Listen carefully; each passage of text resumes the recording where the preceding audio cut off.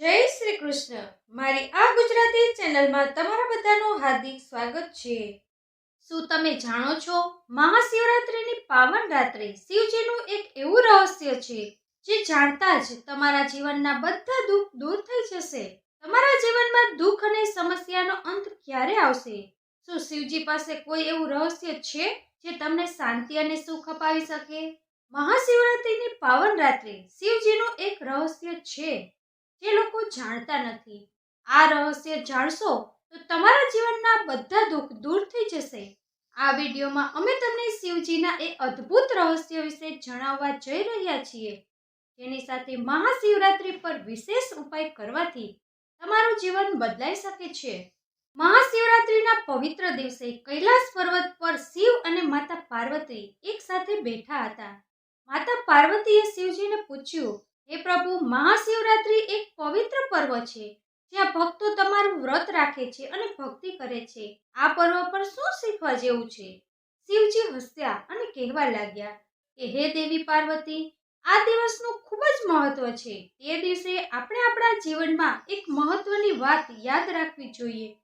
તે સમજવા માટે આજે હું તમને એક કથા કહીશ, જેના દ્વારા તમને બધું જ સમજાઈ જશે.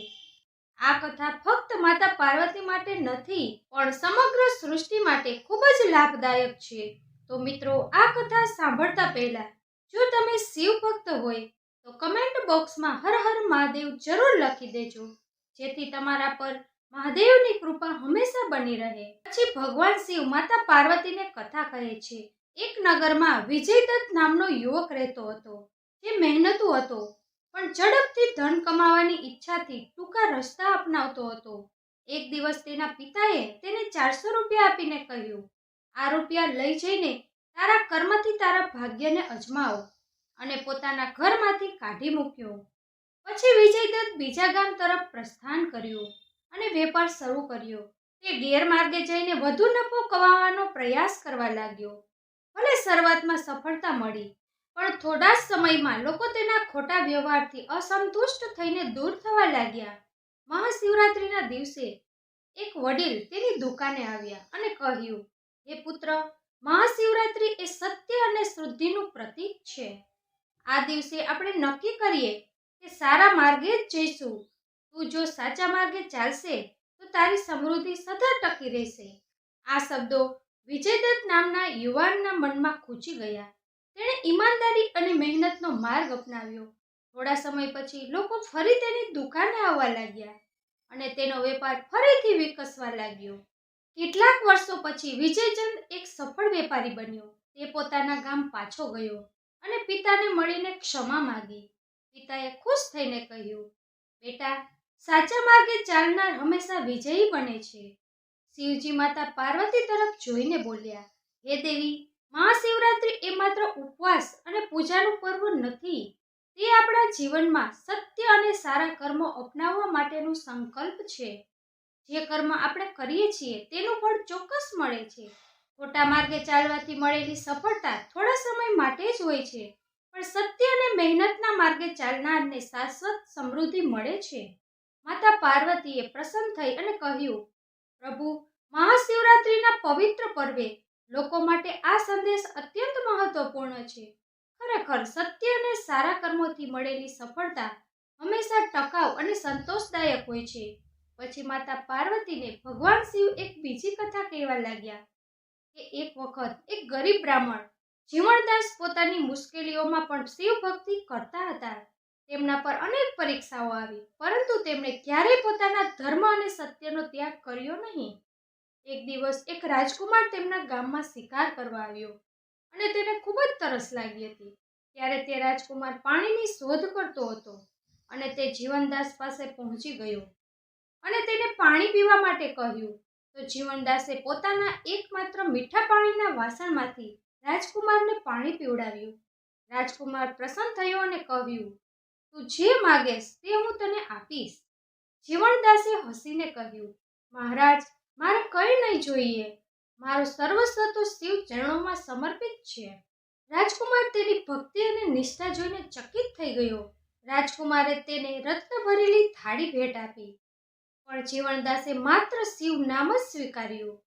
થોડા વર્ષો પછી રાજકુમાર રાજ સિંહાસન પર બેસી રાજા બન્યા અને જીવનદાસને દરબારમાં મોટી માન્યતા આપી.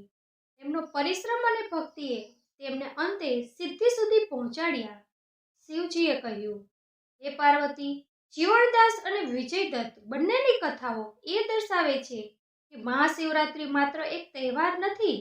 એ આપણને શીખવે છે કે સત્ય, ભક્તિ અને મહેનતથી જીવનમાં સુખ અને શાંતિ મળી શકે છે. જે શિવનું નામ લે છે તેનો ક્યારેય નાશ થતો નથી. માતા પાર્વતીએ હર્ષભેર શિવજી તરફ જોયું અને કહ્યું, હે પ્રભુ, આજે ભક્તો માટે આ સંદેશ ખૂબ જ મહત્વપૂર્ણ છે. જો દરેક વ્યક્તિ આ જીવન મંત્ર અપનાવે તો તેમના જીવનમાં શાંતિ અને સમૃદ્ધિ આવશે. ત્યારે ભગવાન શિવ કહે છે કે દરેક માણસે પોતાના જીવનમાં 3 વાત હંમેશા યાદ રાખવી જોઈએ, જેથી તે હંમેશા જીવનમાં દરેક સંકટથી દૂર રહી શકે. ત્યારે માતા પાર્વતીએ કહ્યું, હે પ્રભુ, એ 3 બાબત જણાવો. પછી ભગવાન શિવ કહેવાનું શરૂ કરે છે. પહેલું, મનુષ્યએ હંમેશા મફતની વસ્તુઓ લેવી ન જોઈએ અને હંમેશા મહેનત કરીને જ મેળવવી જોઈએ. બીજું, કોઈની સાથે આપણે કપટ કે દગો કરવો જોઈએ નહીં. ત્રીજું, કોઈના દ્વારા આપેલું જ્ઞાન કે ઉપદેશને આપણે ભૂલવું જોઈએ નહીં અને હંમેશા જીવનમાં ઉતારવા માટે પ્રયત્ન કરવો જોઈએ. તો મિત્રો, આ રીતે મહાશિવરાત્રિના પાવન અવસરે શિવ અને પાર્વતીના સંવાદ દ્વારા આપણે શીખી શકીએ છીએ કે સત્ય અને મહેનતથી મળેલી સફળતા હંમેશા ટકી રહે છે અને જીવનને ઉન્નતિશીલ બનાવે છે. મહાશિવરાત્રિ પર આ સંદેશ લોકોને ખૂબ જ ઉપયોગી બનશે. મહાશિવરાત્રિ પર શિવજી અને માતા પાર્વતીની કૃપા પ્રાપ્ત કરવા માટે ભક્તોએ આ 5 શક્તિશાળી ઉપાય કરવા જોઈએ. પહેલું, શિવલિંગ પર ગંગાજળ અને કાચા દૂધનો અભિષેક કરવાથી દુઃખ દર્દ દૂર થાય છે અને પાપોનો નાશ થાય છે. તેમાં શંકર અને પાર્વતીની કૃપા પ્રાપ્ત થાય છે અને ધન સમૃદ્ધિ વધે છે.